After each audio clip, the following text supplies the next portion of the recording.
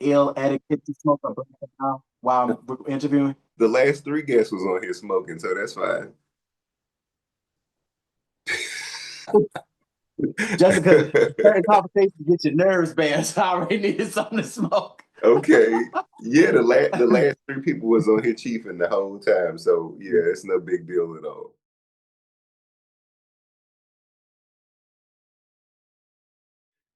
He is a cultural sex symbol for sure, as well as one of the most popular adult models and exotic dancers on the circuit. He is the one and only Seduction. Seduction, how are you? I'm fine, thank you. It's so good to see you. Been quite some time. Let's get into you. Let's get into your journey. Where are you from, and what was life like for you growing up? I was born in North Carolina, but however, I grew up here in DC. I moved from DC. My well, okay, I was in New York up until 10th grade, and then I moved to DC. I stayed there for about like 5 or 6 years. Then I moved back up to New York, and I've been here ever since. I describe myself as a city boy, which I am. I'm definitely a city boy, but with Southern hospitality. And what were your earlier years like? What was young seduction like? I was a fast ass when I was a kid, and my mother was a teacher. My father was a drill instructor in the Marines. So there was little time for foolishness and me being as loud and vibrant as I was. So we definitely bumped heads, and I was liberated at an early age. We given like 16, I was out. So it was kind of not fucked up, but it was trying as an adolescent. But all the things led me to the person who I am, and I sleep with a clean conscience. So I'm happy with who I am and who I've become. So it was all part of the journey. Being so young, particularly, the age of 16, what was it about that point in your life that made you want to leave home? Necessarily say I left. It was more forcible. I just, using politically correct terms, I was liberated, but it was a lot of things that transpired that I just was no longer welcomed at my in my family home. And I don't want to put it all like it definitely wasn't all on, oh, he's gay, kick him out. It wasn't that. I don't have that sob story, but that definitely didn't help. But it just I just I was just forced to become adult quickly. Why was that?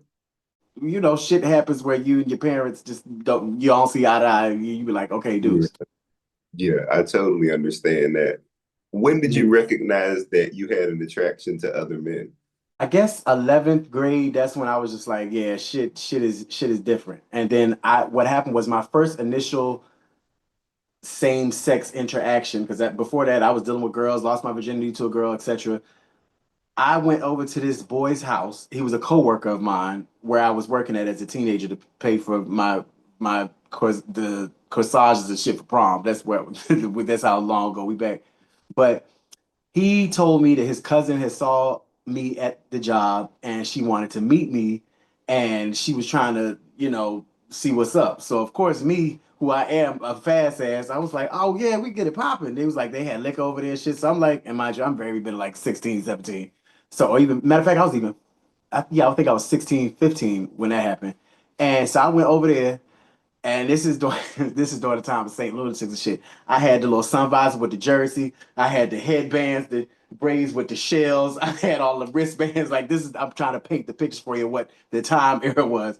I get over there, and mind you, I didn't even know this nigga got down. Like I didn't even pay it any mind. It wasn't registering.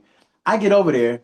He had the girl on. I don't even think three way is a thing anymore. But he had the girl on three way. She wasn't even there. I got there. He had bottles of liquor. They were full of water. So I'm like, why the fuck am I here? Like, what are you doing? This nigga put on a flick. I had never seen a flick. I had never known that. My interpretation of gay at the time was I thought it was just males having oral sex. I didn't realize that they could actually have sex, like Okay. intercourse. So I was just like, I was so taken aback. I was just like, and that proceeded to because then he just started doing stuff, and I was like, oh, okay. Like, because I didn't even know that you could do those type of things. And that's what scarred me for life. And once I realized what niggas can do, oh, yes. Yeah. So once I went down to DC, Chocolate City, And then there was the online type shit. Oh, it went downhill from there. You've done both adult entertainment and are an exotic dancer. How did you start to get into that world? The adult film stuff that actually was not planned. It was around the time when I first moved to New York, and I was looking for a job, and then my funds started running out because I hadn't found one yet, and so I was having problems riding the train and printing resumes and shit like that. So unbeknownst to me, one of my exes, he was an adult entertainer. I didn't know that. So he reached out to me and told me, he was like, I got a way to put some money in your pocket, quick money. And I was like, okay, I'm in desperate need. And it wasn't a culture shock to me because we had, of course, been intimate. We had been done that. So working with him, I was comfortable on camera. It was just, that extra third party. I wasn't accustomed to the watcher of the situation. But working with him, it happened. It was quick money, and then I'm a person that likes to wow and be overzealous and show out. So upon working with him, I was doing tricks and extra shit. So I just started getting requested back to back to back, and so it took off, and I developed the entity with it. My little discography, I did about like 35 videos. So yeah. How has the internet, and particularly, social media and the oversaturation of adult performance and adult modeling and that sort of thing, how has that impacted you being able to get booked, say, in Atlanta or Chicago or something like that? OnlyFans culture took over, and it's weird to me because like these niggas don't do nothing. They don't. Not, and again, not knocking. Again, I'm kind of deriving from that environment, but like it's very strange that people now are more biased towards booking people with high volumes of followers or OnlyFans culture type shit, but they don't perform. Like there's not like they'll come to the club, they're just standing around because that's not what they do. They fuck on camera. So the fact of them booking them and then they do nothing, it's somewhat strange and sometimes a slap in the face to entertainers because it's like they're booking you and then they might at times their accommodations or bookings could be surpass what the actual entertainment is, and that's weird to me. It's like they're not doing anything. Let's get back into the love aspect for you. So I would think, being in different environments and being so visible, you could probably attract a lot of different people, particularly men who become very possessive, that sort of thing. What have been some of your most recent experiences with love or dating and relationships? People can present themselves as though they want a relationship or want something more from you, but they want to emulate you. They get access to you so that they can try to use your route as a map guide and try to do the things that you do, and then it becomes a competition versus a union. That's very Really? strange to me. And I've had that experience like at least 3 times. Like again, and again, it's weird because like again, I don't do adult work anymore, but people I've dealt with, like it was almost as though they were trying to recreate or rebrand, like do what I did. Like I might have gotten chastised while we were in the relationship. I might have been chastised because of things that I did in the past, but all their aspirations were to do exactly what I did. Like that's very strange to me. Like literally, I can say 3 of my exes, they, they weren't on board, did weren't on, they didn't were unapproving and would use it in arguments to to justify certain behaviors because I did porn prior to dating them. But however, they all wanted to try porn or do porn after the fact. So you feel like not only did that their insecurities cause them to become controlling of you, but it also kept them from being honest with you for some reason. Very much so. Yeah. And what type of turmoil does that create in your relationships? It drives you away. It alienates you. It pushes you away. And then it also shows true intention. Like anytime I'm dating, I'm fully invested. And especially if it like, cause everybody's in the little one, the 3 months to 6 months, that's the honeymoon phase. Everything starts out good before all hell breaks loose. Everything starts Yeah. good. But once you surpass that and you go from 6 months to a year to 2 years, 3 years, I'm fully invested in this person. I'm investing time, money, effort, energy, and I do it not for anything back in return other than like, love, affection, etc. But like I don't want anything from you. I can't gain anything from you. We can grow together, but I literally am just in it because I'm under the impression that we enjoy each other's company. We're partners against the world, and we are aiming to love each other. And I I definitely have had moments where it that definitely was not reciprocated, and it was misrepresented. And then after the fact, you realize everything and all the dirt that came out, like, bitch, that love and that don't fit in the same bracket at all. Like, it could have never been love. You had an ulterior motive the entire time. Where do you typically meet your men? I definitely utilize apps to speak to people, but the relationships I had, I would say the last like three, and the last three relationships I had, they were stemming years, like, 1, 2 years, 1, 3 years, 1 year, etc. But I took those seriously because we did not meet off an app. Like, I met you in passing, and we developed a life for each other, and we, started hanging out, and then we just made an obligation to each other and actually had a relationship. I took those seriously because we did not meet on an app. So I definitely, anytime I meet someone off of an app and there's a mutual effort to try to pursue something, I definitely take those moments more genuine and sincere than per se an app. And dealing with these men who you have insinuated that were controlling, did they try to make you stop dancing, or how were you able to establish trust?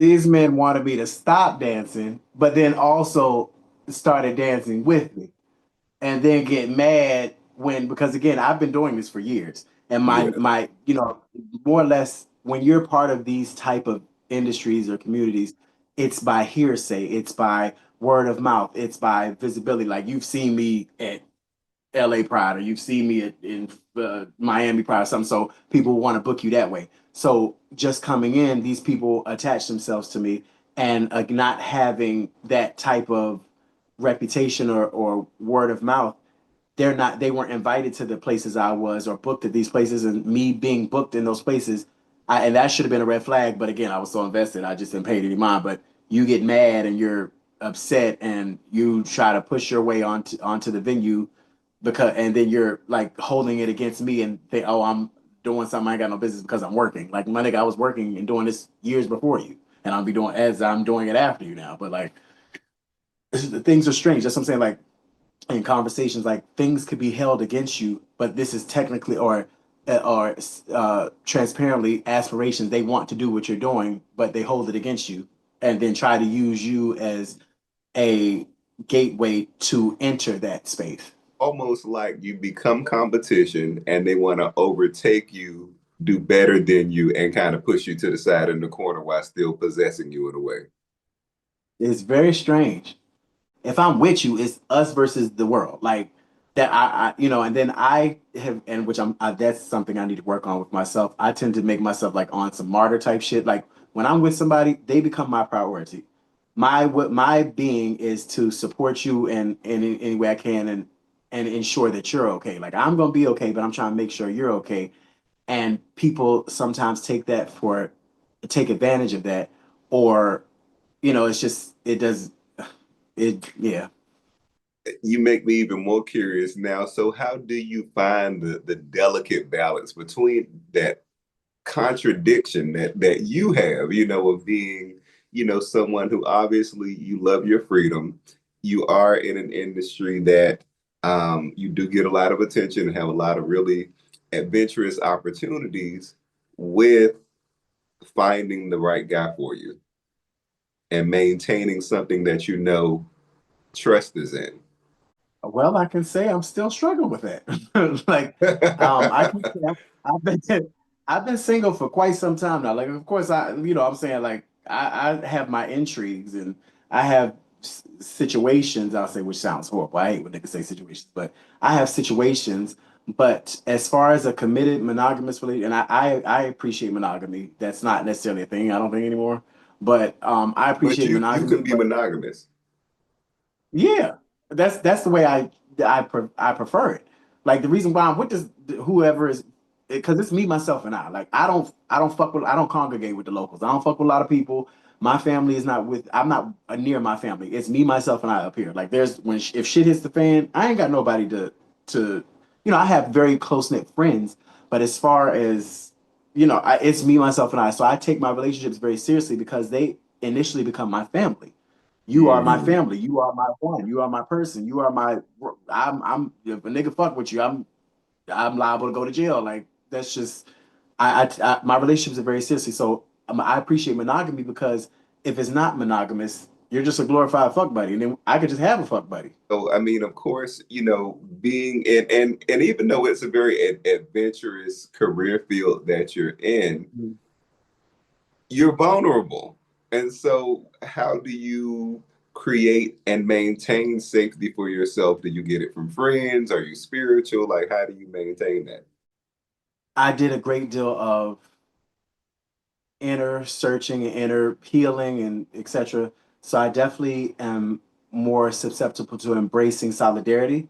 There's Mm. nothing more that I would appreciate than a relationship. I love being in love. I'm a Pisces. I love being in love. That's a wonderful thing. But I definitely am more cautious and definitely more intuitive. If it's not reciprocated or genuine, I would much rather enjoy. I value my peace more than anything. And so I've been single now for 4 years. I've played, I've had little moments, but I've been as far as an actual claimed person, I've been single for about 4 years. But I've been happy in the process. It also comes with maturity because it's not just somebody who went through a tumultuous relationship, but I think people once you have gone through certain things and wisdom and maturity, you definitely appreciate peace over any foolishness.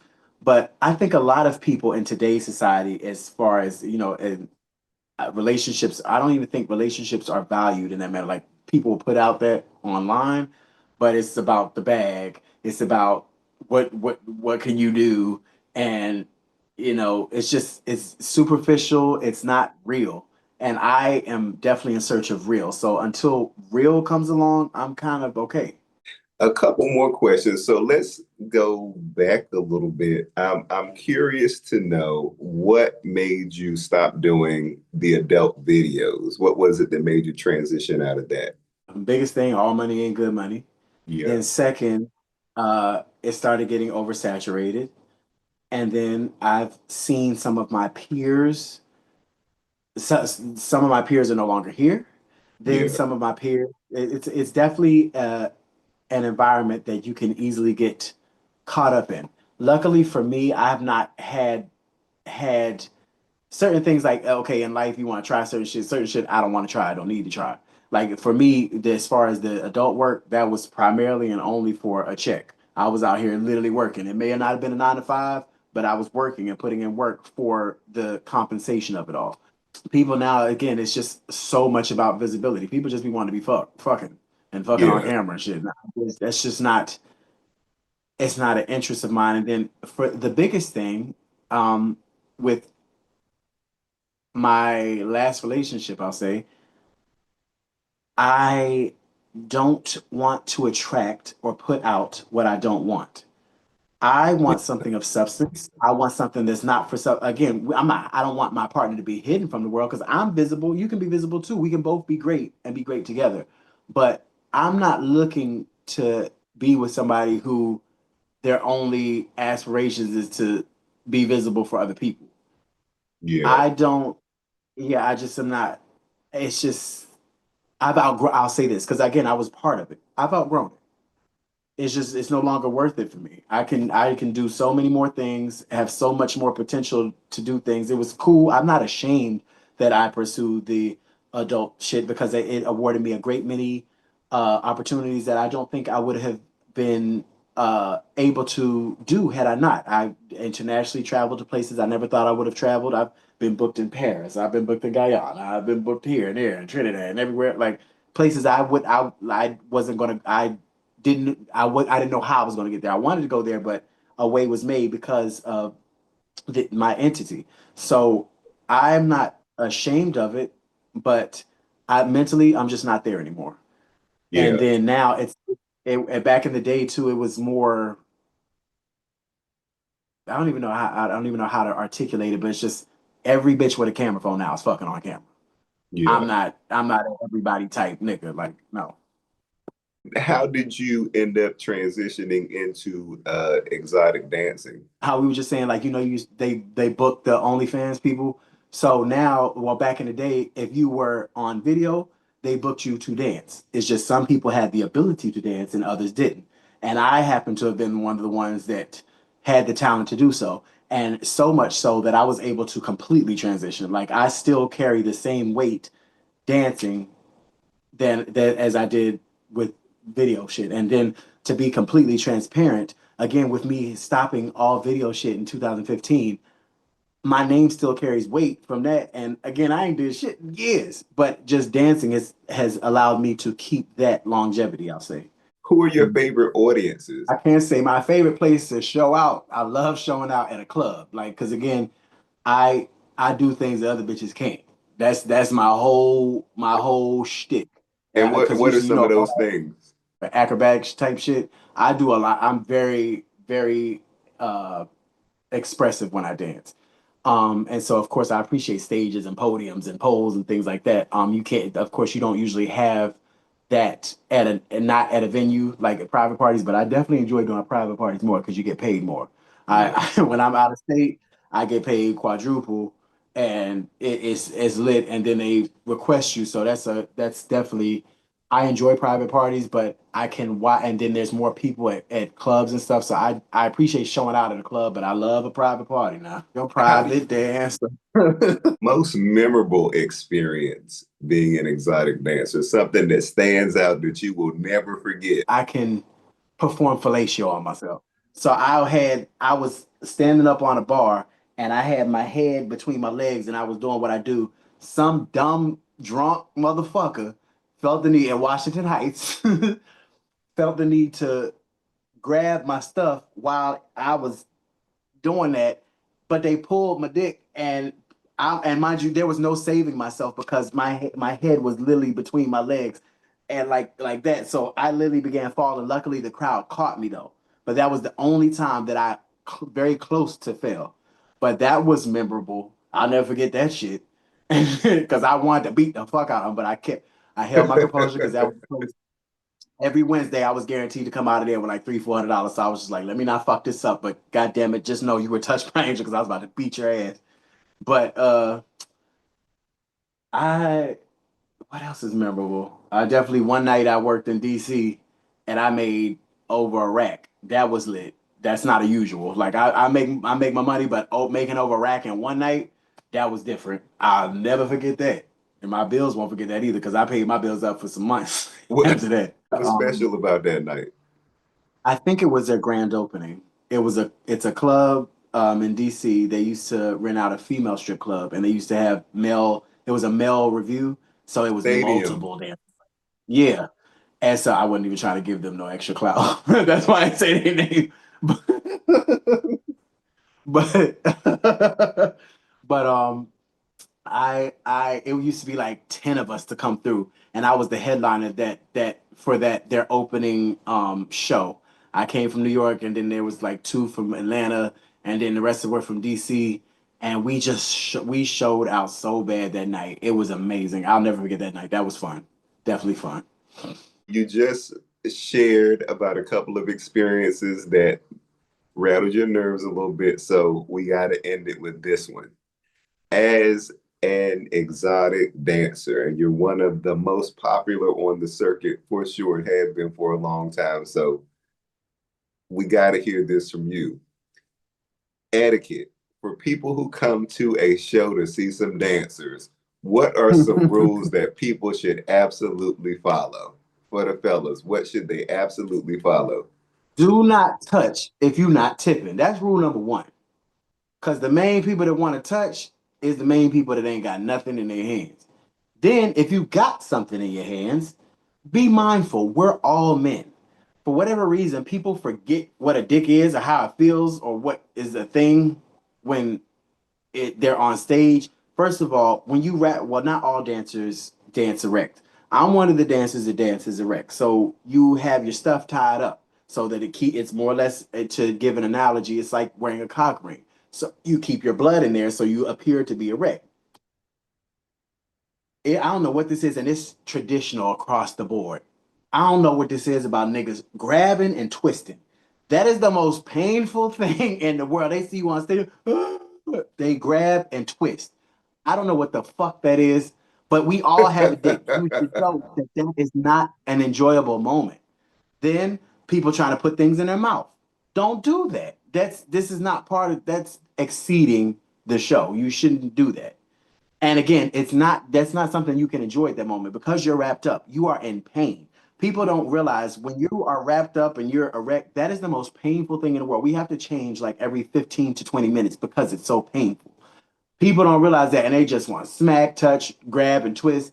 Then, if you're tipping and you have money, paper money in your hand, that is your opportunity to feel. I will say that, like, because again, you don't touch unless you are tipping. So people usually you can touch or whatever, whatever, but be mindful of the dollar. So one time it was a club that was in uh, uh, Spanish Harlem called El Morocco. They had to call the EMT for me.